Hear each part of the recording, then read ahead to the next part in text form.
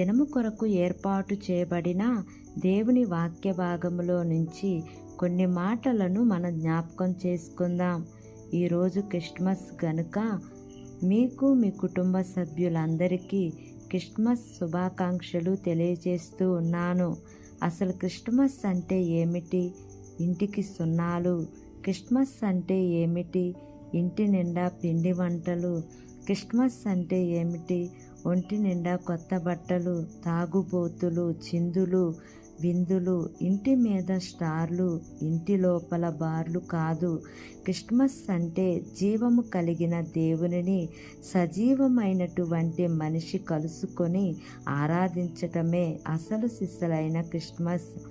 దేవుడు ఈ కొద్ది మాటలు దీవించి మనందరి విడికిడిలో ఫలింపచేయును గాక. ఆమేన్. ప్రార్థన చేసుకుందాం. ప్రేమ కలిగిన యేసయ్యా, కృప కలిగిన దేవా, నీకు వందనాలు తండ్రి. నీకు స్తోత్రములు ప్రభువా. ఇంతవరకు నీ కృపలో మమ్మల్ని కాచి కాపాడిన విధానాన్ని బట్టి నీకు వందనాలు తండ్రి. ఈ ఉదయకాల సమయమున మీరు మాకు ఇచ్చినటువంటి ఇట్టి వాగ్దానాన్ని బట్టి నీకు వందనాలు ప్రభువా.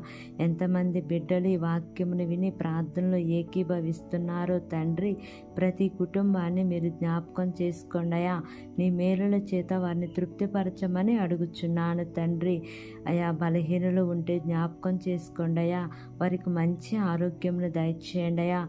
ఉద్యోగాలు లేని వారికి ఉద్యోగాలను ఇవ్వండి తండ్రి. చదువుకుంటున్న ప్రతి ఒక్క బిడ్డకు నాయనా నీ యొక్క జ్ఞానమును మీరు వారికి అనుగ్రహించమని అడుగుతున్నాను తండ్రి. వివాహాల కోసం ఎదురు చూస్తున్న బిడ్డలను జ్ఞాపకం చేసుకోండియా. చక్కటి వధూవరులను మీరు జతపరచండి దేవా.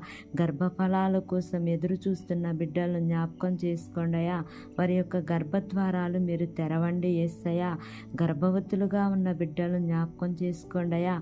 సుఖమైన ప్రసవాన్ని మీరు దేవా వారికి అయా ఇవ్వమని అడుగుచున్నాను తండ్రి. నీకు స్తోత్రములు దేవా. మా దేశమును, దేశ ప్రజలను, దేశమును పరిపాలిస్తున్న ప్రతి అధికారుల కుటుంబాలను మీరు దీవించండి, ఆశీర్వదించండి అయ్యా. వారు ఏ పని చేసినను మీ యొక్క సఫలతను మీరు వారికి అనుగ్రహించండి అయ్యా. వారి ప్రయాణాల్లో క్షేమాన్ని ఇవ్వమని, నా యొక్క ప్రార్థన ఆలకించి అంగీకరించమని నజరేయుడైన యేసు అతి పరిశుద్ధ నామమున అడిగి వేడుకొని పొంది ఉన్నాము తండ్రి.